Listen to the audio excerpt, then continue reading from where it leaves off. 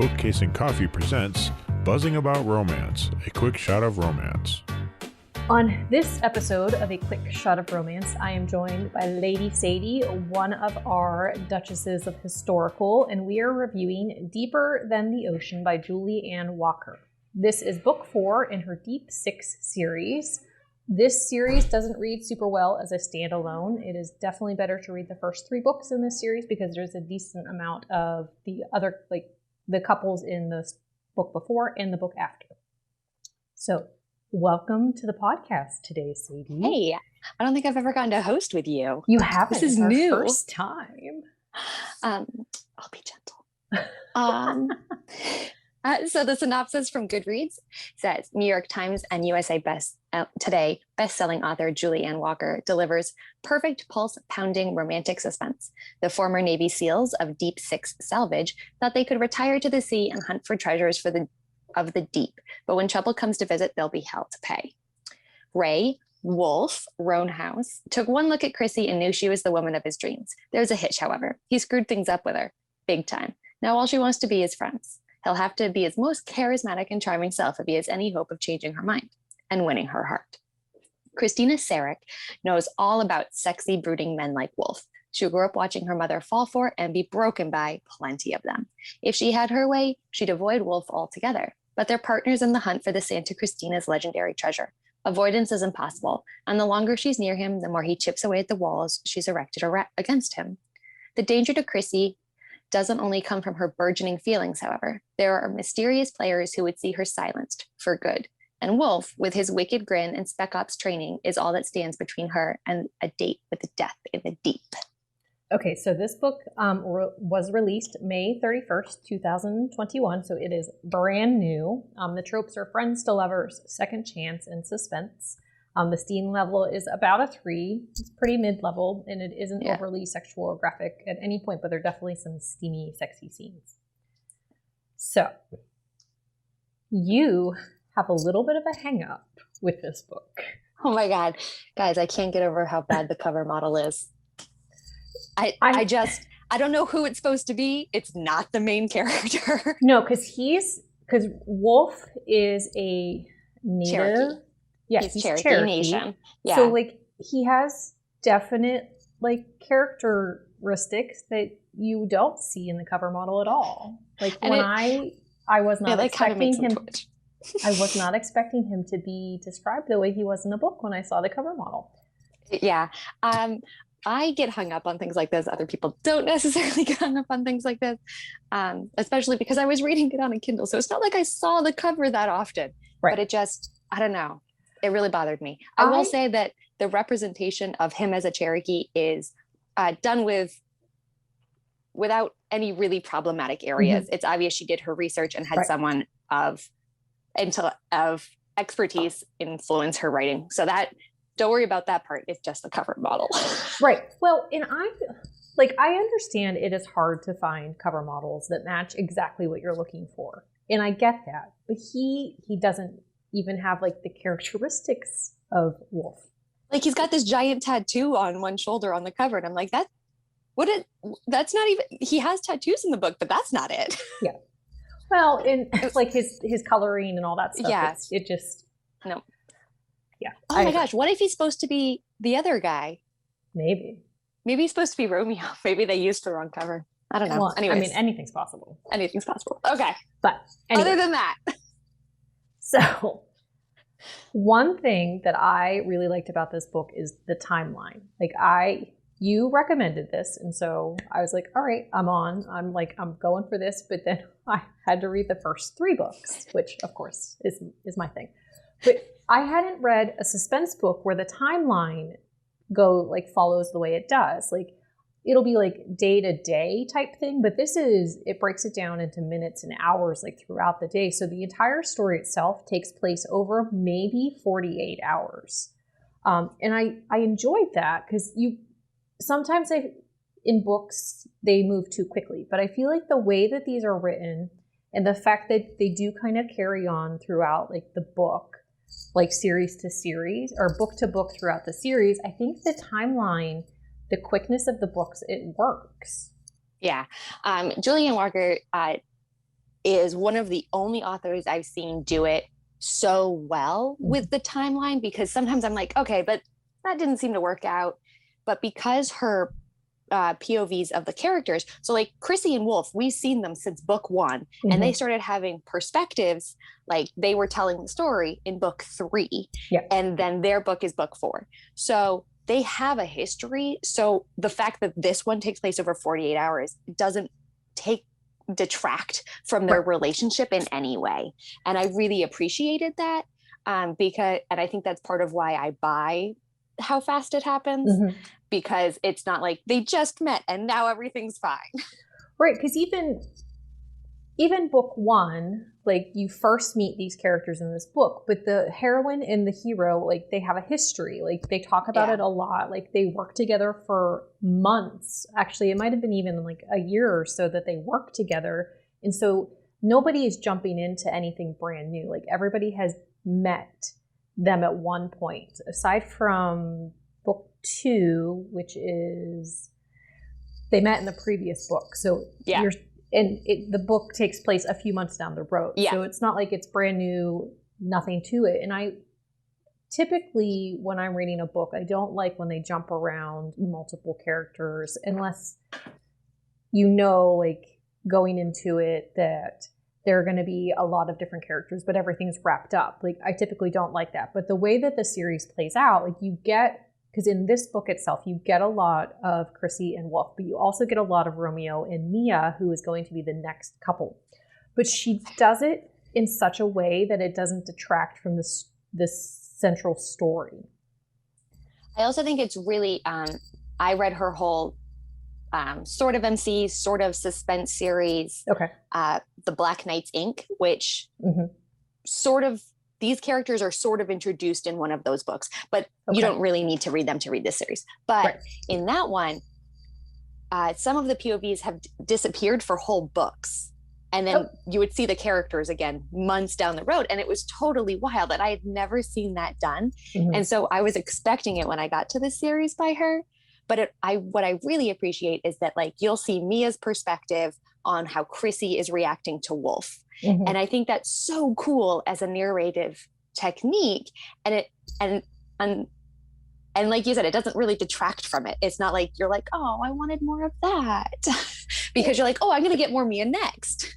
Well, and I think part of it though is she writes in third person point of view. So like, but it's not just Chrissy, it's not just Wolf. Like, it is Chrissy, it's Wolf, it's Mia, it's Romeo. Like you're getting different perspectives of the interactions. And like, I feel like there are moments where the incident, like everybody knows about the incident, and I use quotation marks, air quotes here, because it's a big thing, but nobody but Chrissy and Wolf really know. So like you kind of see the reaction of the different people in the different books about the incident, but because they want to know what happened, but neither one are willing to talk about what happened. And I think that's part of it too, because everybody's point of view that you see in each book, like they're talking about things that have happened and how they're observing it and how they're experiencing it. So you get an entirely different perspective from stuff, from book to book, on even just one central idea. Yeah, I do. I really enjoyed it. Just making sure I didn't miss any of our like very brilliant thoughts. It's okay. So Wolf definitely has pined for Chrissy. That's where I'm going next. So he kind of, before he meets her, he's kind of this playboy, like not like serious about relationships because they were sealed and he didn't feel like a relationship was established. But his end goal was always to get married and have babies. Like that's what he always wanted to do. And he met Chrissy and he's like, this is who it's going to be. But then go ahead. But then he's a dumbass. Yeah, I mean, he is a dumbass. I also I deeply appreciated when we find out about the incident. It was an incident. It's definitely an incident. I didn't think it was like, I think it was kind of weird and wild. But I also really like that he realizes what he did is not just about what he did. It's about what she watched happen. And so her history, that's not necessarily her own romantic history, but the history she had secondhand from her mom Right. was so much a part of her hang up, and it was really believable. Mhm. I really liked that, and her sort of like getting past it as the story went on is really, I think, sold me on the relationship, because otherwise I think it would have felt like, oh, you got over that Forced. real easy. Mhm. Well, and like after you find out what happened, I don't want to tell you because it would be a huge spoiler. It would be a spoiler. After you find out what happened, like you completely understand why she's mad and why she is holding on to the anger that she is. But at the same time, like I was kind of frustrated that she didn't listen to him like 2 months, because this is like months after the incident has occurred. Like I was frustrated because he wanted to explain to her what happened. Yeah. But she didn't want to listen. But her past with her mom and like the fact that she jumped from relationship to relationship, from stepdad to stepdad, and like that, like Chrissy had a lot of like issues with that and internal feelings, and how like men don't stick around and you can't trust their word, because she got really close to a couple of like the stepdads that she had, and then they disappeared and she never saw them again. And like that was really detrimental to her and her well-being, because she had these wonderful relationships and then they were just gone. Yeah. I also really like that he recognized not only that he had screwed up and what she needed, but he's like, yeah, so I was super jealous. Yeah. That was on me. I'll own that. And I deeply appreciate when a hero in a book can own his own mistake. Right. And that's the big thing. Like he recognizes like, this is my fault. Like I did this, like I created this rift. What can I do to fix it? And what can I do to allow her to understand, like, I'm not just saying these words. Like I truly, honestly mean them. He's got a sensitive side, but he's also really kind of badass. Yeah, like multiple times in the book. There's some solid suspense elements. And if you're into suspense but not into like gunplay, there is a little bit of gunplay on the page, and a little bit of bloodshed, but nothing super graphic. No, not at all. And let's talk about that, because the book opens and things happen, and so she owns a dive business, right? It's a diving business. Yeah, which is how she takes people. It takes place in Florida, so she like takes people out and they like go scuba diving, and then she brings them back in. So, and that is one of the big reasons she's involved with the Deep Six Salvage guys in the first place, because she owns this dive company. Like she takes people out to like where the island that they live on is, and takes people on dives out there. So, and plus she's helping do the dives for this treasure that they're looking for. So her partner gets hurt. I don't want to tell you how he gets hurt, because again, I don't want to spoil anything, especially since this is brand new. So her partner gets hurt, and then she is also hurt. And that kind of snowballs into like Wolf's protective instincts really coming forth. And like the fact that like he's like, I'm done waiting. I'm done letting her push me away. Like she got hurt. This could happen again. Like I'm making her mine. Like that possessive, like caveman instinct comes out. He does have like kind of no chill about it. He has zero He just chill. declares that he's going to like be her bodyguard, and she's like, I think I'm good. And he's like, okay. And then like sits on her couch. Yeah, pretty much. And then he's like, all right, I'm here. I'm not leaving. Like this is what's going to happen. And I mean, he kind of does. He kind of takes the reins. But I think for Chrissy, like she really needed that. She needed somebody to take over and care for her in a way that she wasn't used to. Like she needed somebody to be like, this is what you need. This is what I'm going to do for you. I know that you might not need it, but I want to do this for you. Yeah. And it didn't seem like she had like sort of given up or was a passive character in this. Like she does not take it lying down. She's not passive at all. There's some really great banter. There is, but I love that because like she was fighting against her feelings, and she was fighting against this connection that they had. And that was part of the reason she was holding on to that anger from the incident so much, because she didn't want to be her mom. But the fact that like she has been so set, and like she has her own business, like she has a great relationship with her business partner, like she has a good relationship with people on the island, like she's not her mom in any way, because she has taken every stride possible to separate herself from that life and that she's reality. Super independent, like super independent about everything. And depending on someone, being that vulnerable is really such a huge part of her character arc in the story. It is. and I think that her big issue too was like she didn't want to be vulnerable with anybody. She didn't want for anybody to know like that she really needed somebody. Like she wanted people to think that she could do everything by herself all the time, and like, but nobody can. Like, being independent and capable of doing things is one thing, but I mean, everybody's human. Like you need help. Like you need somebody to hold you up. You need somebody to be there for you in the tough moments. I do love when her friend calls her on that. Yeah. But I don't want to spoil that, but like, you need friends that call you on your BS. Well, and that's the thing. Like he definitely does. And he's like, I love you for this, but this, and this is where you're wrong. Like he's like, you're just wrong. And the fact that they have that relationship and they have that closeness, even like, and they've known each other for as long as they have, and like she has a good relationship with his family and his parents, but I don't think she ever realized how much they really were there for her throughout the years. And in him getting hurt and Wolf doing what he did, it made her realize like, these people care for me genuinely. Like they're a big part of my life. And it helped her open her eyes to a lot of the relationships around her also. Yeah.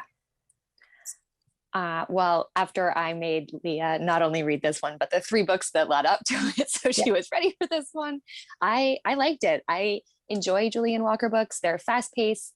I'm really excited for the next one because I'm going to love the heck out of that interclass romance. It's just going to bring the angst. Yeah, so let's talk about Romeo and Mia a little bit. Like they are the next couple, but there is enough of them, which it doesn't bother me. Like I said, there's enough of them in this book we can talk to them. So Romeo is kind of a douche nugget in a couple moments, because that's like one of our favorite things to say, douche nugget. It autocorrects in my phone. Like that's how much we use it. And he puts his foot in his mouth multiple times with Mia. And she puts him in his place because he is like the ultimate playboy, like man whore type person who is like, he loves all women. He's the Latin lover shtick. You do he you, owns buddy. It. Like, I mean, if that's what he wants to do and like everybody's fine with it, and I mean, he's not picky. I mean, if he just loves women and women love him, and they do. And it's fine. It's all very, and he's not creepy. I do want to say, like, he's not a creep, no. But he's a bit of a man whore. It's fine. But with Mia, he has absolutely no skill, no game. He doesn't know what to do with her. And she's sort of quiet and mousy. And then with him, she's sort of like, why are you like this? Yeah. Well, and I love the fact that like, we didn't get a lot of her history yet, which we're going to get a lot of that in the next book, which I can't wait for. But there are things that have happened in her life to kind of create this persona almost that she has. And he completely reads her wrong, and he makes a comment, and then it just kind of spirals into a bad way for him. And then I can't wait. It's gonna. It looks like it's gonna be released this fall. Maybe we'll do another one of these for that. Maybe. All right. So Sadie, did you like this book? I did. I like it. It gives me like some Steed vibes. Like fast paced, super intense. Not terribly like groundbreaking or deep, but great. Just great fun. Okay. I did like it also. Like I said, it doesn't read really well as a standalone. So like going into this book, you might be a little bit lost. Like the storyline itself is separate, but the relationships, you miss a lot of Chrissy and Wolf's relationship from book 3 to book 4 if you don't read book 3. Each story itself is separate books, but the character arc continues on. Yeah. And you said, okay, so who would typically like this book?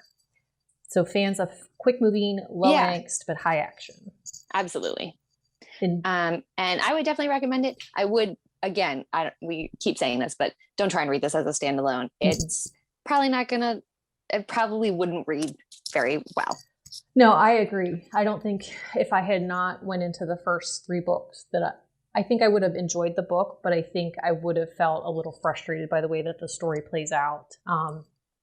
But I would definitely recommend it. I read it on your recommendation, and I have recommended it to other people in like our little hive of readers that we hang out with. So, all right. Well, Sadie, thank you so much for joining me with this quick shot of romance. Thanks for having me. See you soon. Happy reading, everybody. Find us on Instagram at Buzzing About Romance or on Twitter at Buzzing Romance. If you like the podcast, please leave a review. If you'd like to support us directly, join the Bookcase and Coffee Patreon and receive exclusive content only available to Patreon members. Check out bookcaseandcoffee.com for our on-the-shelf show notes.